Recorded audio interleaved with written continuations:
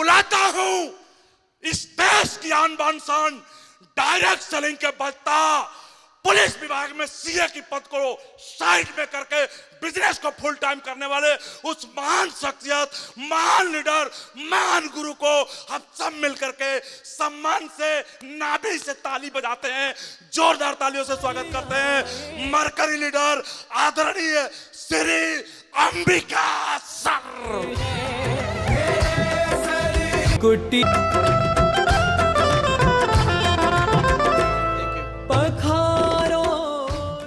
बहुत बहुत धन्यवाद। नमस्कार।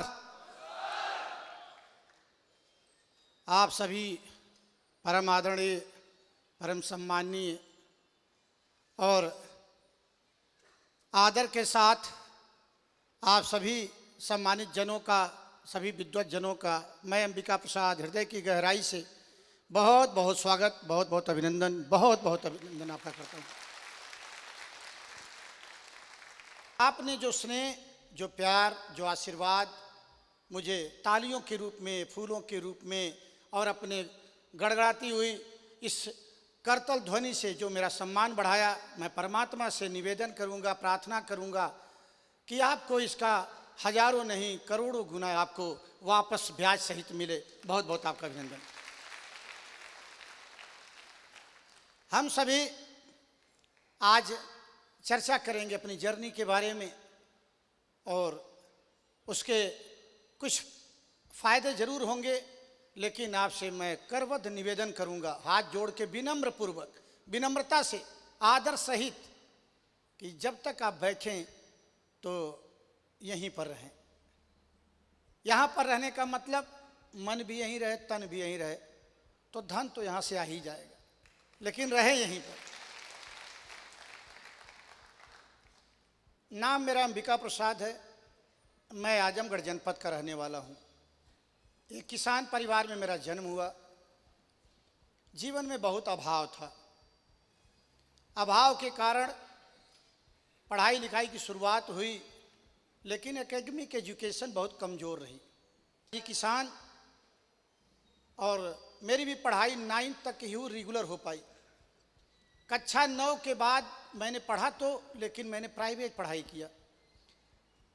High school private, inter private और ग्रेजुएशन भी प्राइवेट ही किया, व्यक्तिगत संस्था जिसको बोलते हैं।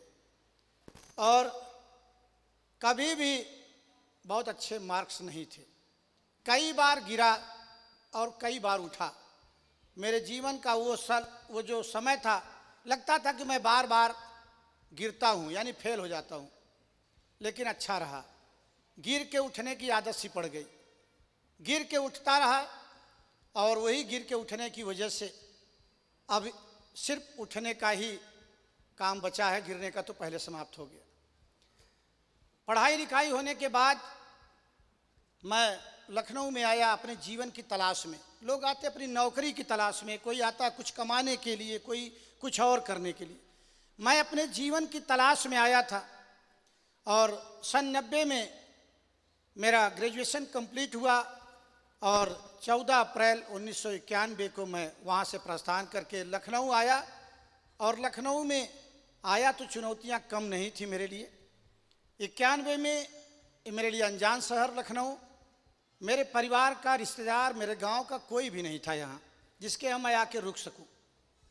शुरुआत करने के लिए जो बीए तक की पढ़ाई थी वो एक तरफ, और दूसरे एक यूनिवर्सिटी जो दुनिया में सब कुछ सिखाती है, मुझे लगता है उससे बड़ी कोई यूनिवर्सिटी अभी बनी नहीं।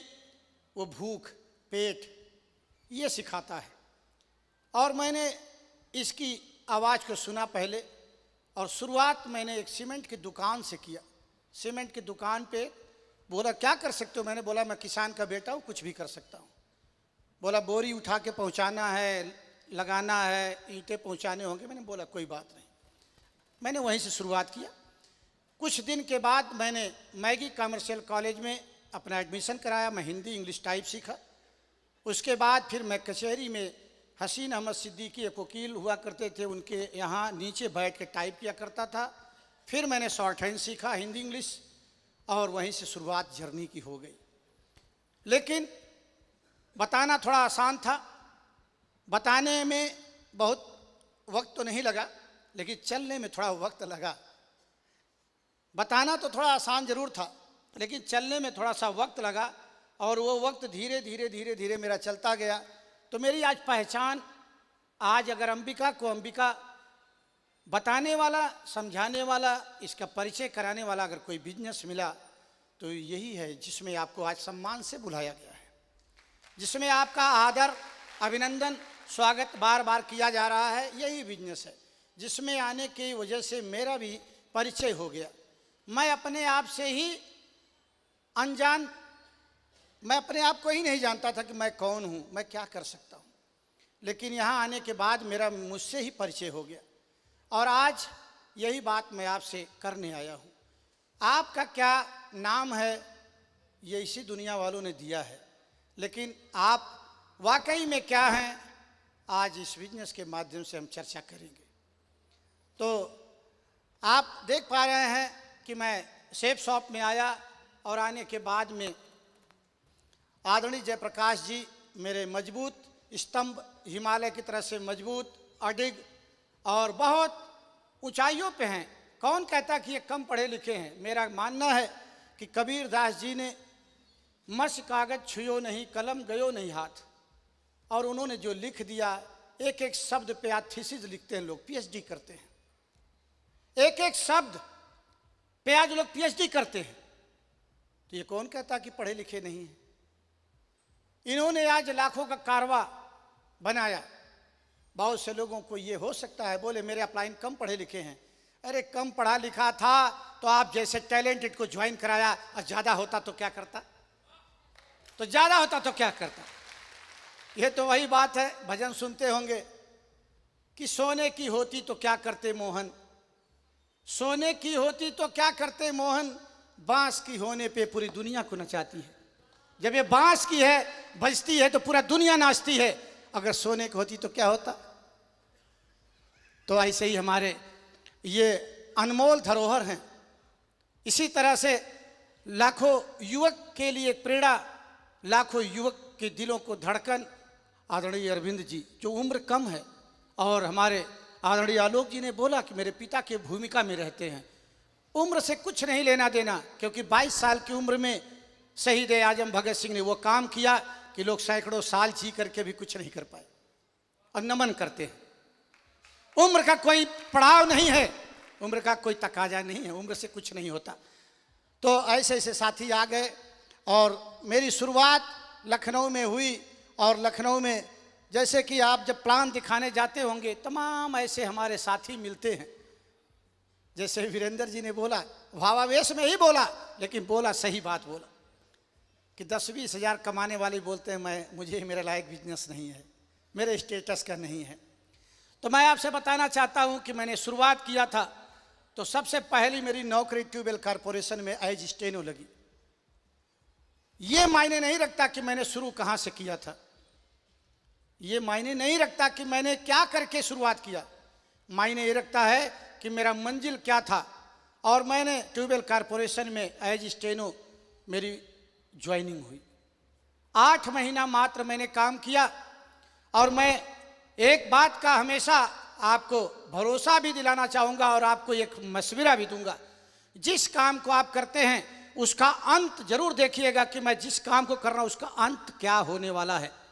तो मैं उस नौकरी में आया ट्यूबवेल कॉरपोरेशन में, तो 8 महीना तक सैलरी आती थी ख़त्म, आती थी ख़त्म, आती थी ख़त्म। तो मैंने सोचा कि अगर यही सिलसिला चला तो मेरा अंत क्या होगा। उसी समय एक अकाउंटेंट रिटायर हो रहे थे। मैंने पूछा, बाबूजी आप तो पूरी सेवा करके रिटायर हो रहे हैं, तो सब कुछ तो हो गया होगा आपके पास। बोला कि 2 बेटी शादी के लिए बाकी हैं, घर बना नहीं, जीपीएफ से पैसा मिलेगा तो घर बन जाएगा। तो मुझे लगा कि मेरा फिर कब बनेगा। ये बात 2 तरीके से सीखा जा सकता है, या तो मैं उस अकाउंटेंट से सीखता या पूरी नौकरी करके सीखता। तो मुझे वो बात समझ में आ गई। तो मैं ऐसे ग्रामीण अंचल से था जहाँ लोग बताते थे कि बड़ी नौकरी मिल जाएगी तो बड़ी तनख्वाह होगी तो बड़ा जीवन बदलेगा। तो मैंने अगली नौकरी के लिए ट्राई किया, और अगली के लिए ट्राई किया तो मैं सौभाग्यशाली ही था क्योंकि एकेडमिक एजुकेशन बहुत अच्छी नहीं थी। फिर मैं सेकंड नौकरी में आ गया सिंचाई विभाग में, कुछ दिन यहाँ काम किया, फिर भी देखा कि अभी मेरी उम्र बची है, यानी मैं ओवर एज नहीं हुआ हूँ।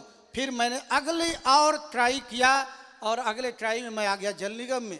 जल निगम में मैं अधीक्षण अभियंता का सीए हुआ करता था। आपके नेशनल पीजी के ठीक सामने है वो ऑफिस, मैं यहीं पर था। लेकिन यहाँ भी समय बीतता चला गया और मैं देखा कि जहाँ मैं चला था वहीं मैं गोल गोल घूम के अभी मैं वहीं पर हूँ, यानी बहुत ज़्यादा परिवर्तन नहीं है। तो आगे और कुछ करने की इच्छा हुई। आगे जब किया तो आगे करने में मैं फिर आ गया पुलिस विभाग में कि चलो अब कुछ और बदलेगा और बदलेगा, इसी प्रत्याशा में मैं और कुछ करना चाहा। फिर मैं इस विभाग में आया। मैं सौभाग्यशाली था कि आदरणीय अरविंद कुमार जैन सर उस समय डीआईजी हुआ करते थे और एक ही जगह थी। मुझे लोगों ने बताया क्यों भर रहे हो, क्यों भर रहे हो, जगह तो एक ही है। तो मैंने सिर्फ उनसे एक जवाब दिया, एक जगह है, अंबिका भी एक ही है और ये अंबिका के लिए ही बनी है, अंबिका भी एक ही है। और मैं यहाँ पर मेरा सिलेक्शन हुआ। उसके बाद फिर विभागीय एग्ज़ाम भी हमारे थे, मैंने दिया और मैं सीए बना। इंदिरा भवन में मेरी पोस्टिंग हो गई। अब मैं वहीं अपना शानदार जीवन चलने लगा। धीरे धीरे वक्त बीतता गया, धीरे धीरे समय बीतता गया और मैं इस नौकरी के साथ साथ ये खोज में लग गया कि परमात्मा अगर जरूरत ही पूरी करनी थी तो मैं लखनऊ क्यों आया, अगर मुझे जरूरत ही पूरी करनी थी तो मैं लखनऊ क्यों आ गया। ये जरूरत दाल रोटी छोटा सा घर तो मैं आजमगढ़ में भी कर सकता था, लेकिन लखनऊ में इसलिए आपने भेजा कि लखनऊ जैसा शहर जहां गगनचुंबी इमारतों के बारे में पढ़ता था देखने को मिल रहा। आईपीएस के साथ रहने से एक बात समझ में आई कि जीवन ऐसा होना चाहिए। ड्रीम जग गया। अब चाहत बन गई कि इनके जैसा घर, इनके जैसी गाड़ी, इनके जैसा रहन सहन, इनके जैसा ब्रांड होना चाहिए। कहाँ से हो? नौकरी में ऑप्शन था, ऑप्शन था मेरे पास, लेकिन मैं अपने आप को बेच नहीं पाया कभी। इसलिए वो तड़प, वो भूख मिटी नहीं कि चाहत पूरी करा दे। और वो तड़प मुझे नई तलाश के लिए, क्योंकि प्रतिदिन परमात्मा की कृपा से एक नया जीवन मिलता है। पर डे जब आँख खुलती है तो एक नया जीवन, एक नया अवतार होता है, मेरा अपना ऐसा मानना है। और वो उस दिन हम अपने जीवन को एक नई बुलंदी की तरफ ले जा सकते हैं। और वो दिन मेरे जीवन में भी आया कि चाहत पूरा करने का रास्ता मुझे मिला, और मिला ही नहीं, मेरे साथ आने को तैयार हुआ। ये चाहत क्यों थी?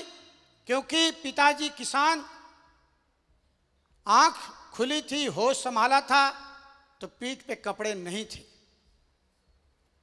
माता पिता का वो जिम्मेदारी का बोझ, और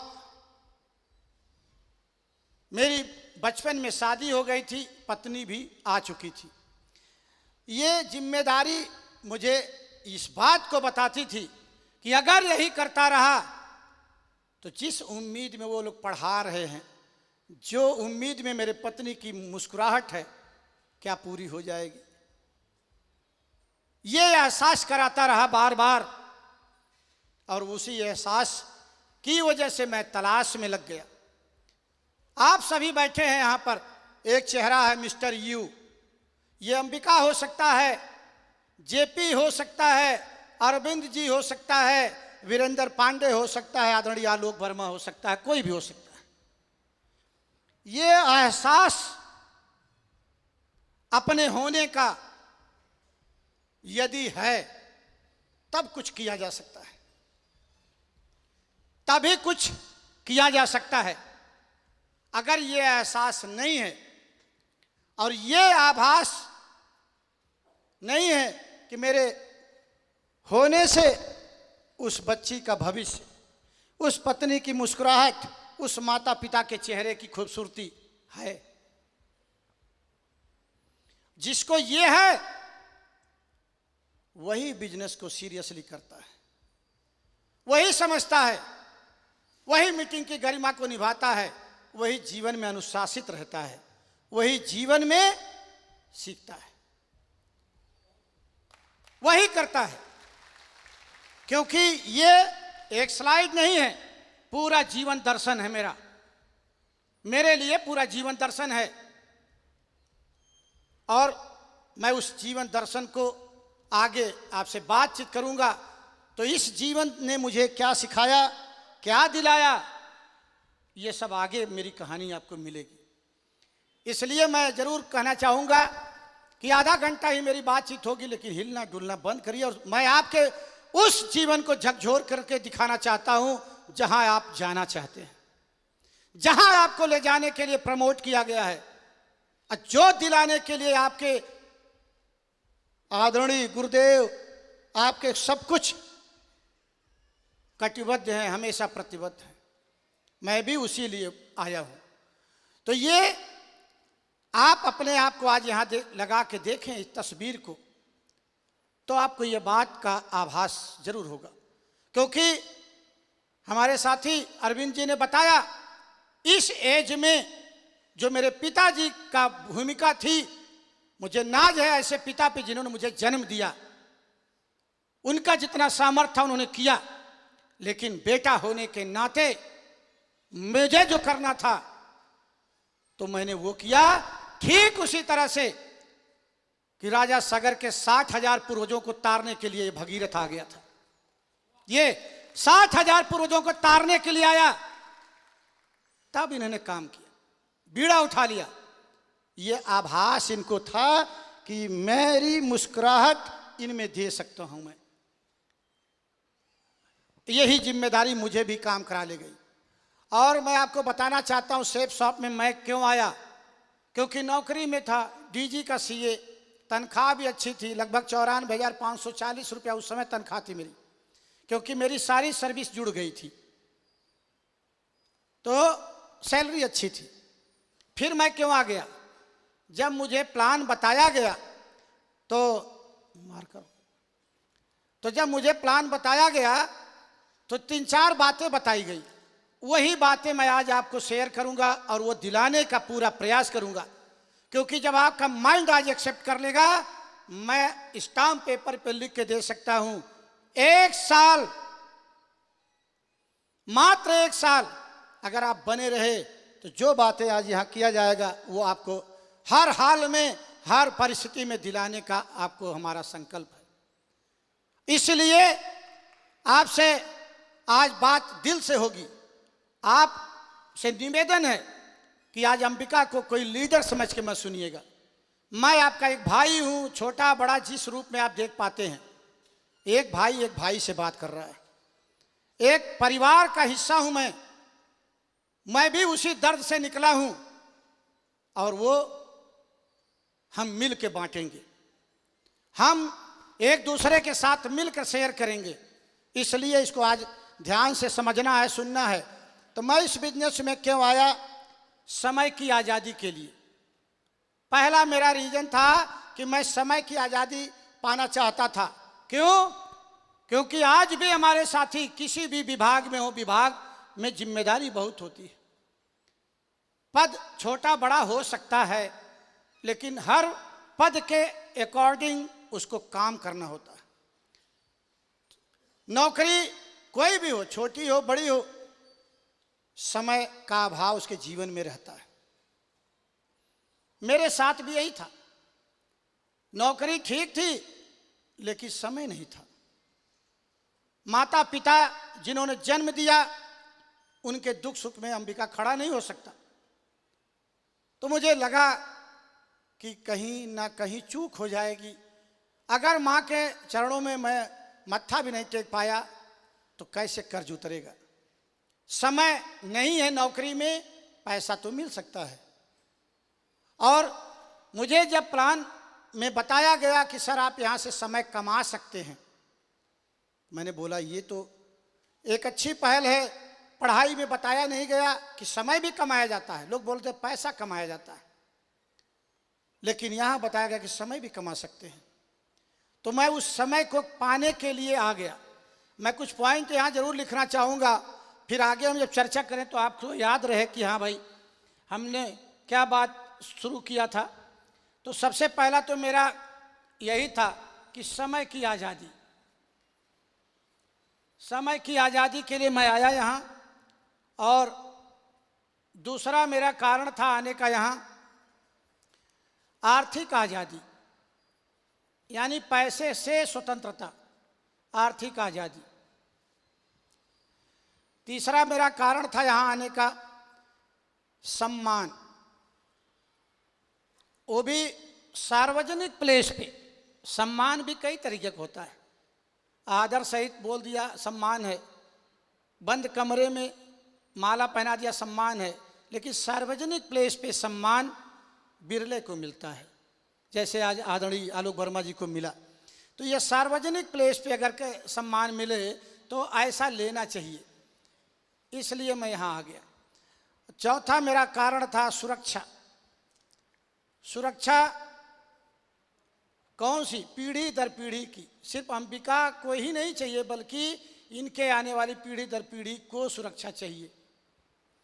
ये 4 महत्वपूर्ण कारण थे मेरे, बाकी तो बहुत लिस्ट आप देखेंगे।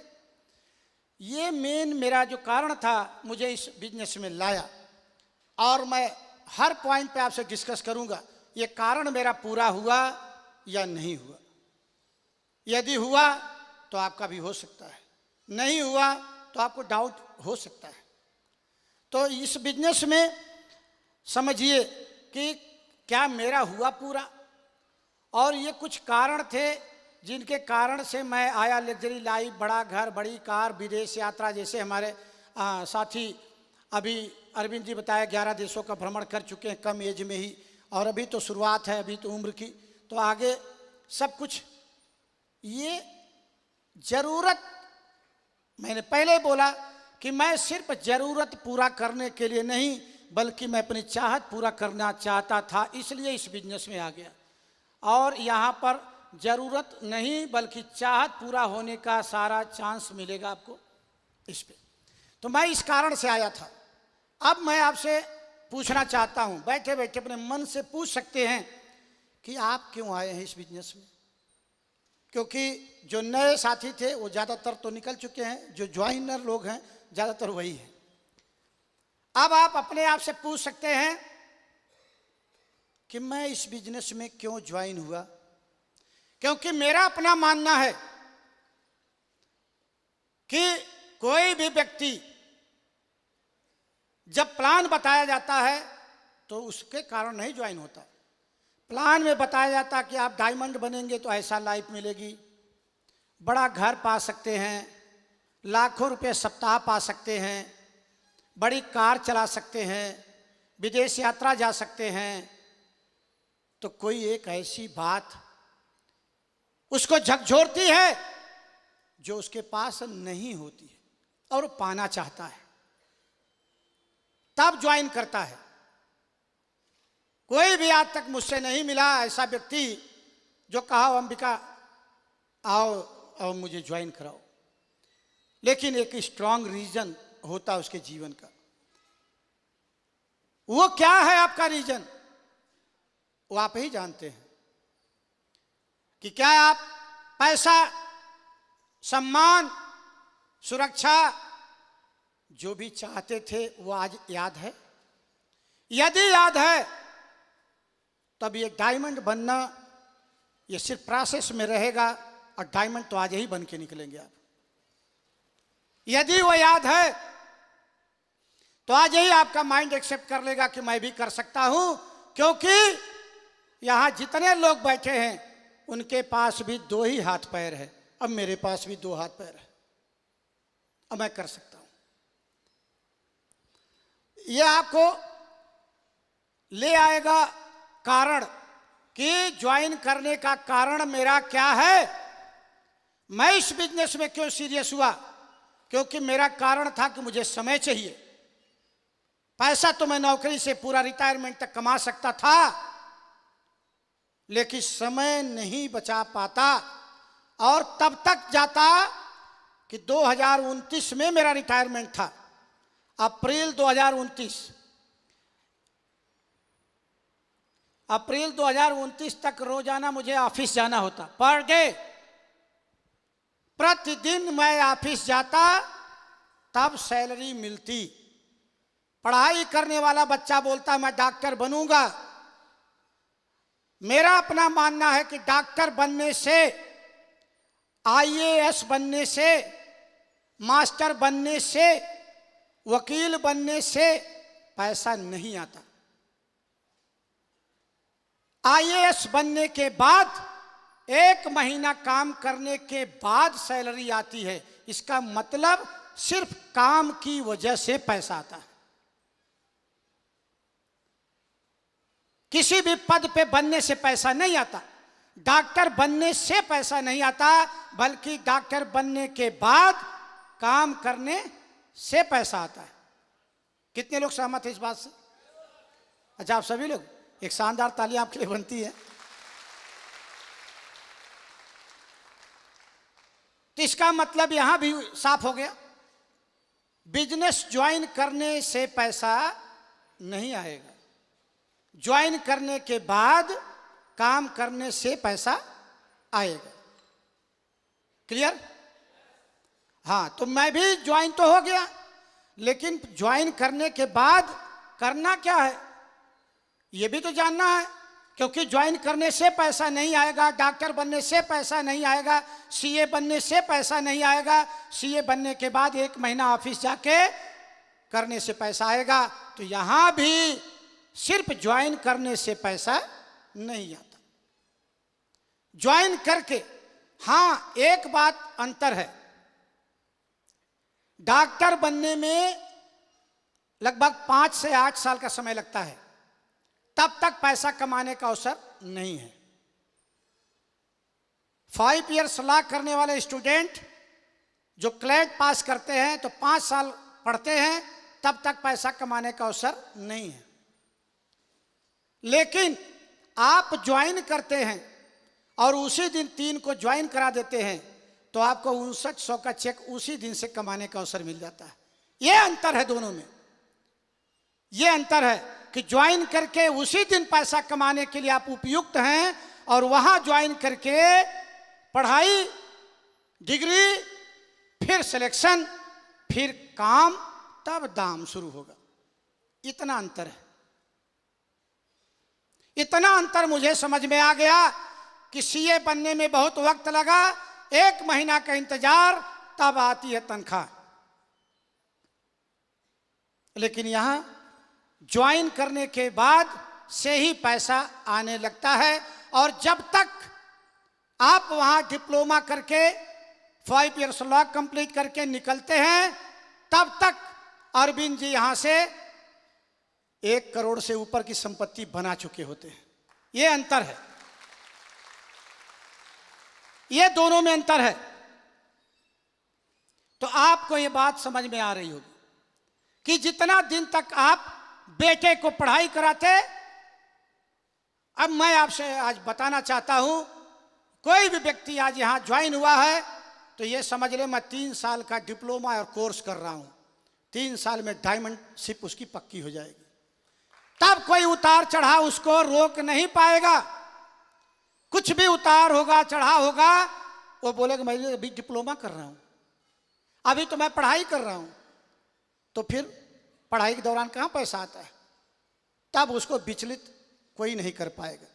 लेकिन वो पहले दिन से आने के बाद वही माता पिता जो 3 साल डिप्लोमा कराते हैं, तब नहीं पूछते बेटा कितना पैसा लगेगा, कितना तुम ले आ रहे हो। लेकिन ज्वाइन करते दूसरे दिन से पूछते का हो चेकवा आयल, का हो चेकवा तो हर आयल, तो छोड़ दो यार बेकारे में का। यानी वही माता पिता जो पढ़ा रहे हैं तब नहीं पूछते, अब बिजनेस ज्वाइन करने के बाद एक सप्ताह बीता नहीं, चेक किधर है? अपलाइन से बोलते चेक किधर है? आप तो बताए पैसा बहुत आएगा। आज से ये दिमाग में बैठा लीजिए कि मैं 3 साल का डिप्लोमा कर रहा हूं, 3 साल का कोर्स कर रहा हूं और एक सर्टिफिकेट ले रहा हूं, post graduate network marketing diploma. Post graduate network marketing diploma जो सुलनी यूनिवर्सिटी कराती है, 1 साल 1 सेमेस्टर का 1,51,000 रुपया फीस लेती है। अब फिर करना क्या है? फिर वही वाला, यही जो हमारे साथी सब बता गए, यही काम फिर करना होगा। और वो डिप्लोमा लेने के बाद यहाँ बिना डिप्लोमा के हम आ गए तो भ्रम आने लगता है। इसलिए ये बात हमेशा याद रखिए कि क्या मैं क्यों आया था हरिभजन को होटल लगा कपास, तो आया था मैं डायमंड बनने, और थोड़ी सी बात विचलित कर दिया। हमारे कितने साथी दिशा में जा चुके हैं? ज्यादातर लोग जा चुके हैं, टोटल लगभग 2% लोग नहीं गए। एक स्लाइड आपने वहां देखा होगा, वेइंग मशीन, वजन तौलने की एक मशीन, चैप्टर पे चर्चा हुई होगी।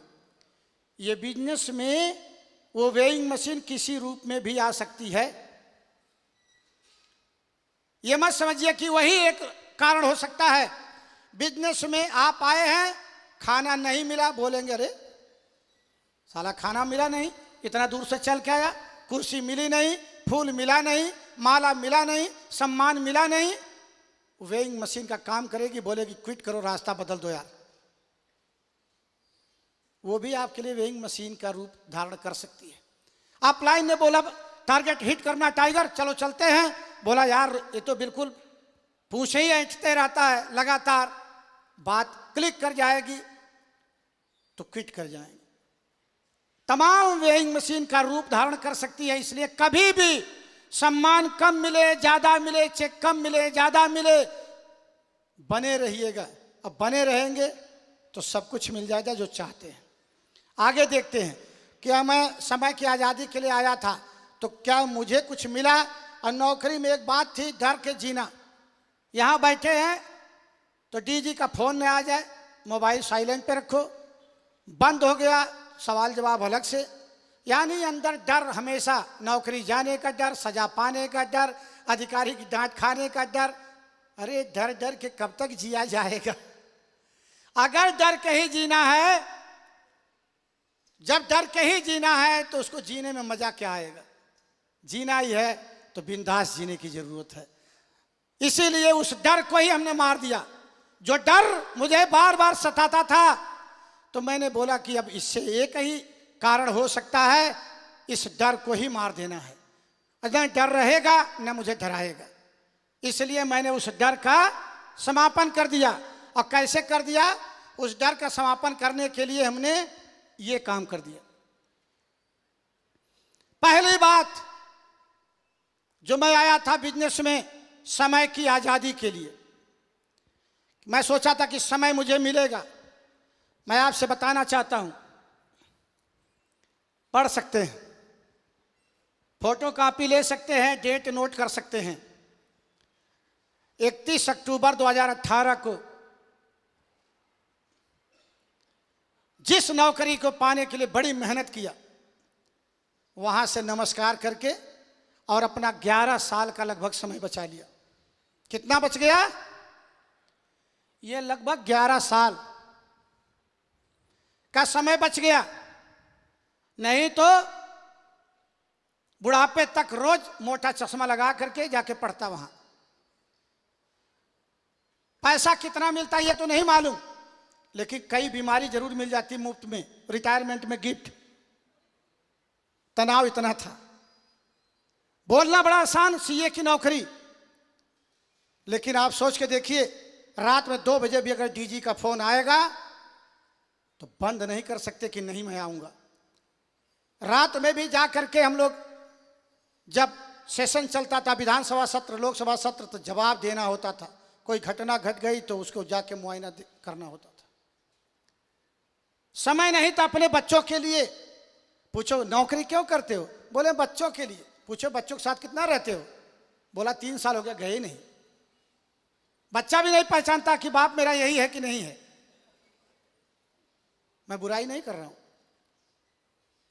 भाई, किसी से पूछे ना मैं क्यों नौकरी करता, बोले मैं अपने माता पिता के लिए, बच्चों के लिए। अरे तो उनको समय कितना देते हो भाई? पता चला कुछ नहीं।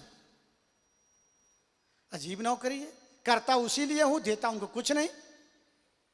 तो मैं ये डर में जी रहा था, तो इसलिए डर को ही हमने हमेशा हमेशा के लिए मार दिया। और रोटी, दाल रोटी खाने के लिए मुझे लगता है इतने में काम चल जाता। क्यों जेपी जी? 1,34,000 में दाल रोटी चल सकती थी क्यों भाई? और 2020 में हम लोग एक ट्रेंड दिखाते हैं कि 2020 में अगर 1 लाख रुपए से नीचे की इनकम है तो सरवाइव नहीं कर पाएंगे। तो मेरी तो लगभग थी, ये 2018 में ही थी। चलो कोई बात नहीं। तो एक पहली बात जो हमारे आदरणीय गुरुदेव, जो मेरे जीवन में भगवान का रोल अदा करते हैं, आदरणीय गुरुदेव श्रीमान शिवानंद मिश्रा जी ने जो भविष्यवाणी किया था कि समय कमा सकते हैं, सही हो गया? कितने लोगों को लगता है सही हो गया? तो क्या लगता है, आपके अपलाइन बोले हैं तो आपके साथ नहीं सही होगा? हाँ, पहला प्रमाण। अब दूसरी बात करते हैं, आर्थिक आजादी जिसके लिए मैं आया था, मैं वहां कितना तनख्वाह पाता था? 1,34,000। 20 अक्टूबर 2018 तो जब मेरी सैलरी 2,21,760 सैलरी यहां से आई, हफ्ते वाली तनख्वाह, हफ्ते में जब आई तो लगा कि वाकई में यार दम तो है। वो भी डेट नोट करिएगा, 31 अक्टूबर 2018। इसके आने के बाद नौकरी तत्काल नमस्कार। तो पहला भविष्यवाणी सही हो गई उनकी, और दूसरी भी सही हो गई। अब आ गया बीच में कोविड, आया था बीच में, कितने लोगों को याद है? खास तौर से वीरेंद्र पांडे को जरूर याद होगा। उन्होंने बोला कोविड में आकर के कोलैप्स कर गया बिजनेस। तो देखिए आज हम चलते हैं जरा, ये डेट 11/6/2021 की है। इस समय कोविड रहा होगा? थोड़ा हाँ ना तो बोल सकते हैं। जिसके मुंह में तकलीफ हो तो गर्दन हिला दे कम से कम। क्यों? Yes sir no? तो कम से कम कोविड का दौर तो आपको याद होगा। डेट देखिए, नोट करिए। लोग बोलते हैं ना कि सर बड़ा बड़ा चेक तो आता है। हाँ, तो ये जीएसटी सहित दे रहा हूं, भरोसा। अब इसको फाड़ कर दिखा नहीं सकता, इसीलिए इसी को दिखा रहा हूं। चिंतामणि नाम है मेरी वाइफ का, क्योंकि अंबिका नौकरी में थे। चिंतामणि मेरी वाइफ का नाम है, और आईडी मेरी वो लिखी है। अच्छा चलो कोई बात नहीं, एक चेक तो देखा आपने, 2,72,885। फिर देखते हैं आगे, ये डेट क्या है? 1/7/21 यानी जुलाई। अभी जून का दिखाया कोविड के दौरान, बाकी तो बहुत बड़े बड़े बने, लेकिन कोविड में जहां करोड़ों रुपया लगा के लोग जीरो पे थे, वहां मैं जीरो लगा के लाखों कमा रहा था। ये अंतर है।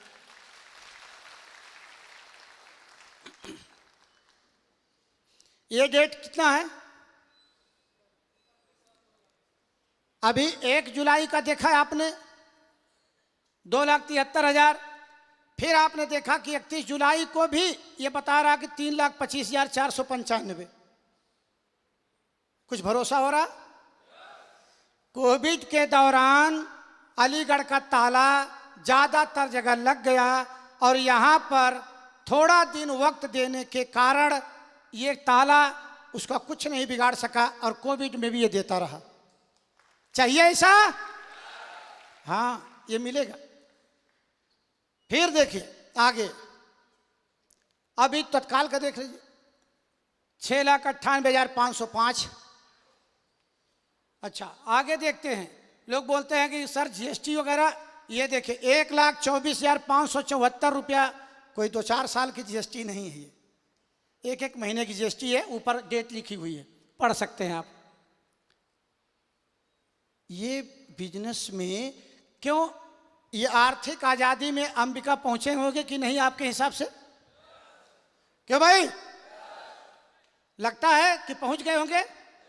हाँ, तो आपकी बारी है अगली, अगला नंबर तो आप ही का है, तो खुश होना चाहिए कि नाराज होना चाहिए। अब बात आई सम्मान, उसमें कितना माला लगे हैं, और ये इत्तेफाक से मैं इस फोटो को बराबर इसलिए देखता हूं कि ये 15 अक्टूबर 97 का फोटो है और मैं आपके सामने खड़ा हूं, बगल में खड़ा होता हूं, हो सकता है कुछ अंतर दिखे।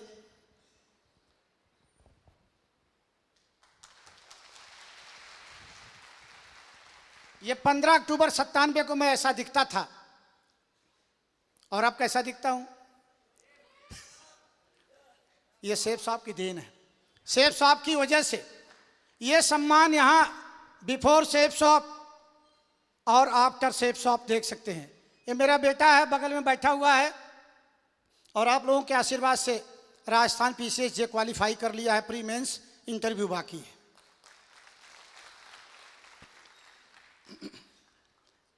ये भी सम्मान मिला जिस पत्नी को एक फूल भी नहीं खरीद के दे पाया पूरी नौकरी में, और हमारे रविंदर भाई ने बोला कि बेटे से बहुत प्यार करता हूं लेकिन बता नहीं सकता, बता नहीं पाता हूं।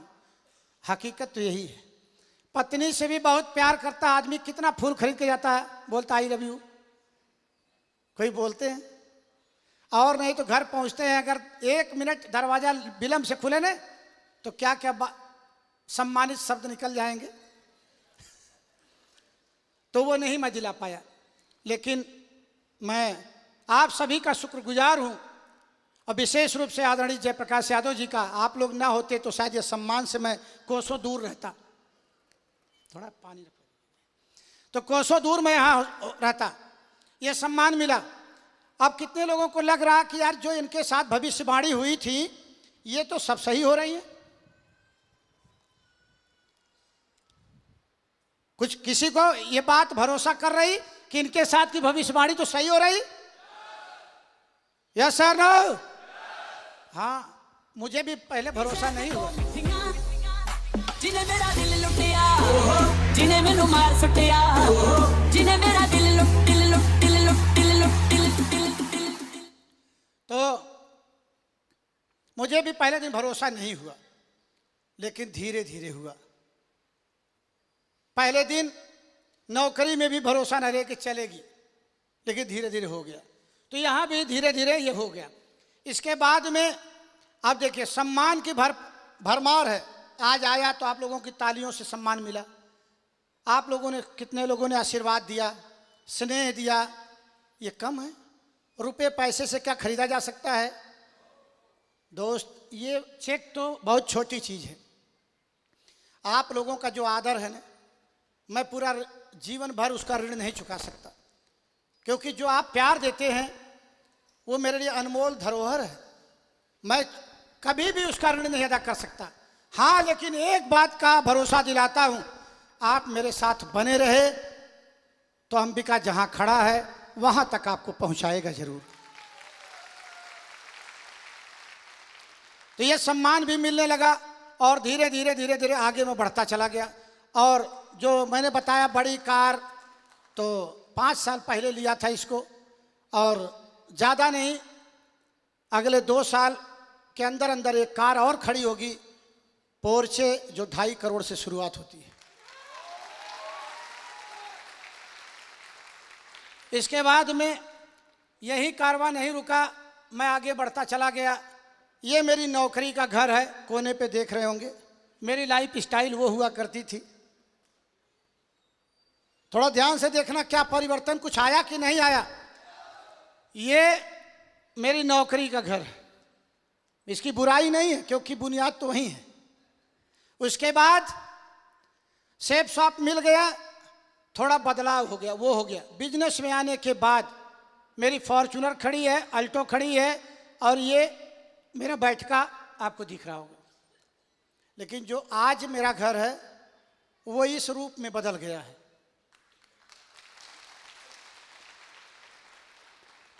तो कुछ तो बदलाव हो रहा है।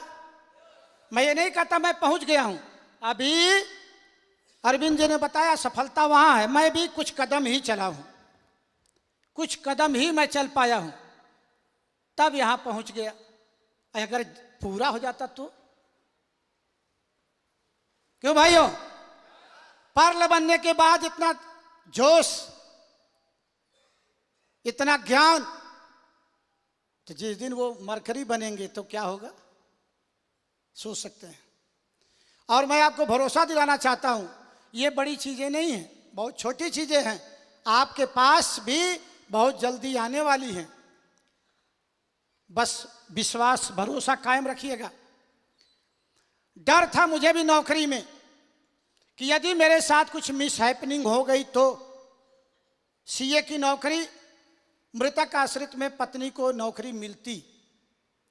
लेकिन डर था मुझे कि जिस गली में मैं फूल बेचता हूं उसी गली में साला कांटा बेचना पड़ा तो क्या होगा।